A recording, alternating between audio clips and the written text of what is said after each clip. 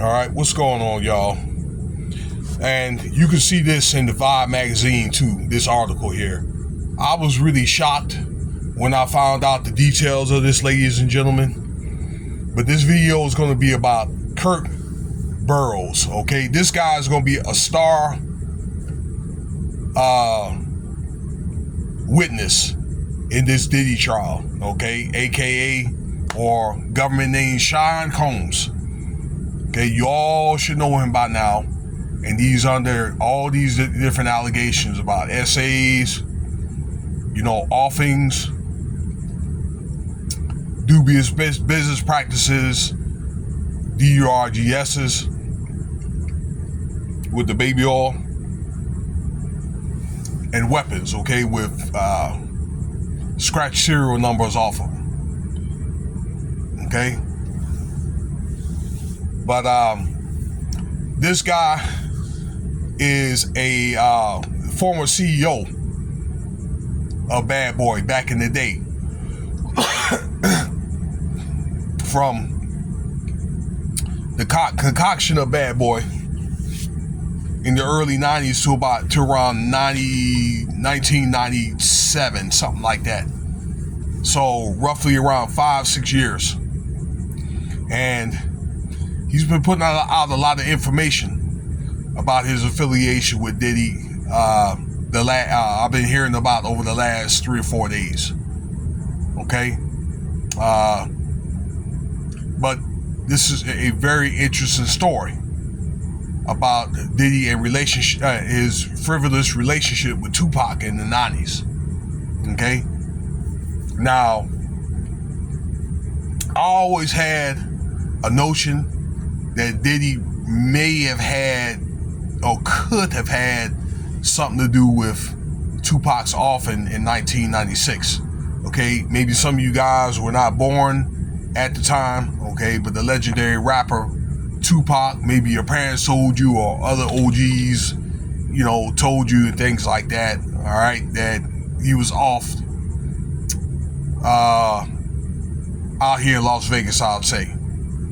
Well, Kirk Burrows went and told the story, and it's going to be in this motion, in this superseding indictment, when Diddy's going to have the trial in May 5th about actually what happened, okay? That this was the first attempt, okay? Tupac had 2 attempts on his life. This first one was unsuccessful. 1994, Quad Studios in New York, where, according to Kirk Burrows' notes in this motion, where Tupac was invited. This was around the fall of 1994, October, November 1994. Yeah. Where he was, Tupac Shakur was offered money from one of Diddy's associates to come to the studio in New York and to make some tracks and stuff like that. All right. And Tupac was reluctant to do it because he needed to have the money up front. Okay. So, according to the statements, one of Diddy's associates is like, look, you know what? I know somebody that can get you the money. We'll get you the money. I'll get in contact with him. We'll get you the money. And this is when Tupac had agreed to come to Quad Studios. All right. And when he came to the studios, turned out he was being set up. Okay. Now, it's one of the things in the midst of that where Diddy was very, very jealous of Tupac. Okay. Very envious of him. Because, Tupac, I guess he had a different swag. He had connections with, other people in the industry, and also over women. All right. I stated that before. There's other performers that stated that in interviews and things like that, to that nature. Okay. About that. About that thought there. It's not a thought, it's a fact, actually. Okay. Tupac probably as a rapper had more, just as me, or more connections than Diddy did as a CEO, okay, or the president, or, all right, or the owner of Bad Boys. Yes, indeed.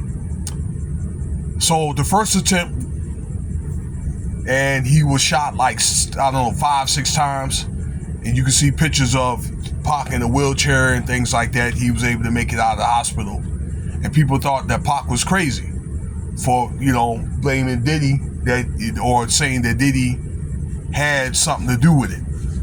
Okay, and this is how a lot of this West Coast and this East Coast beef has started, according to Kirk Burrows' notes. Okay, which kept very meticulous notes. Okay.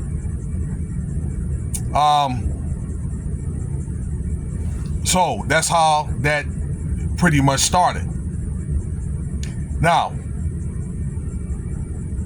you know, with the back and forth between Pac and Biggie, at the beginning of 1995, February 95, Biggie came out with a song, "Who Shot You?" Okay, and I think maybe he was either mocking or making fun of that, you know, attempted offing of Tupac.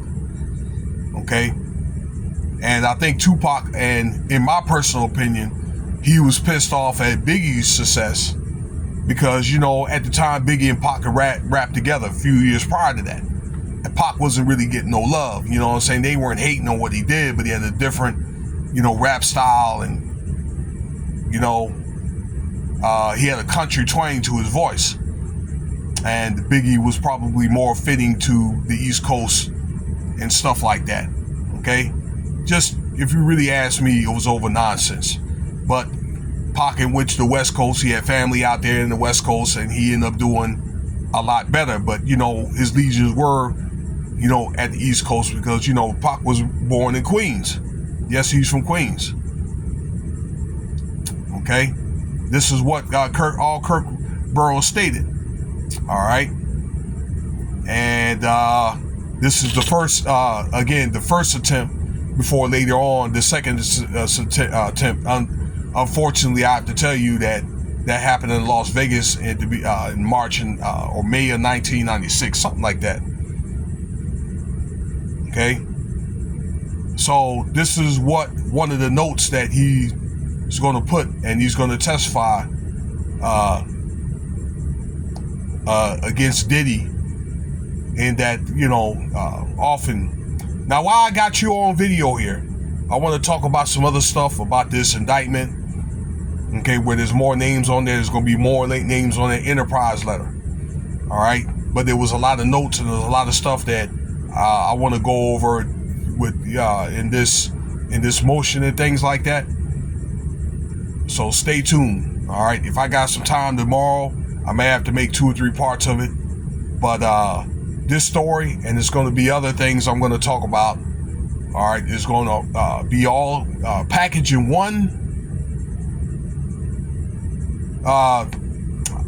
indictment. Let alone, we still got a couple of months, so we're going to see what comes up next. There's going to be another court case March 13th with this new amended indictment. Okay, this is not going to be the final one. There's going to be more. So stay tuned. Let me know what you think about the video. I'll holler at you though. Cash App $, Winston Spivey, if you want to donate.